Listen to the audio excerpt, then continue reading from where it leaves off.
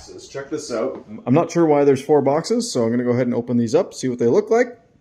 All right, so I weighed the 3 pieces that make up one side, and I got about 120 pounds. So I guess in total, 240 pounds. I'm going to go ahead and figure out how to install these. They actually have a handy QR code on the box right here that you scan for the instructions. Judging by how many how many bolts and nuts and washers and clip bolts or whatever these are called, this job is a hell of a lot more complicated than the last set of sliders I installed. That was like 6 bolts per slider and you were done. It was a lot easier than this. All right, and here's what the finished product looks like installed. Looks fantastic. Fits really, really nicely.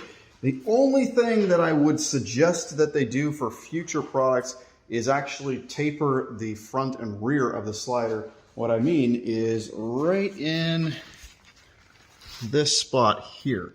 So this, if it were tapered, like if it were on an angle or chamfered, whatever you want to call it, this would actually have less problems. If you were to get hung up on a rock or something right here, you're going to get that rock stuck right up in there. So that is one place that I think they could definitely improve it. As a matter of fact, this could just be a bit longer. You can see this is now no longer connected to anything, and there is a gap here. So I do have a bit of a problem with that. I'm not pleased with where that stops. Let's have a look at the back. And you can see, same basic problem. All they needed to do was make it a few inches longer and have that kind of chamfered off a little bit so that your rock that you're on can ride up onto the rail and off of the rail. But in the grand scheme of things, the chances of that happening are pretty slim.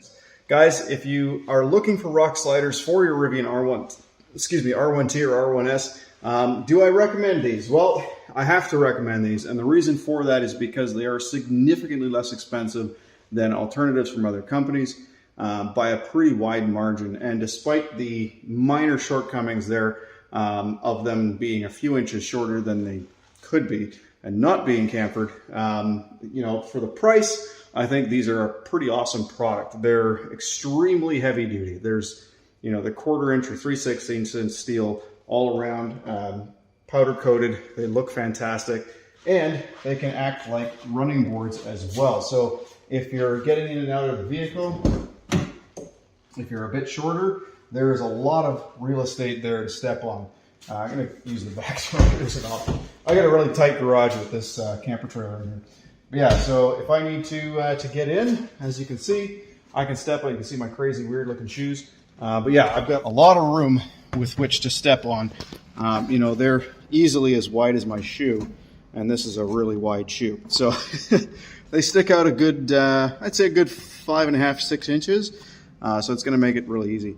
Now, these are so strong that you can actually jack the vehicle up right off the running board. So whether you put it on the end here with a high lift or get right underneath the plate, it's capable of supporting the weight of the vehicle, and that's pretty awesome. So good product. Again, I want to apologize for not having a mic with me. I know that the audio in this video wasn't spectacular, but hopefully this video helped you out a little bit, gave you some insight as to whether or not you want to get yourself a set of these rock sliders from EVSPORTLINE. If you have any questions, please don't hesitate to leave a comment below. Thank you so much for watching, and until next time, have a great day.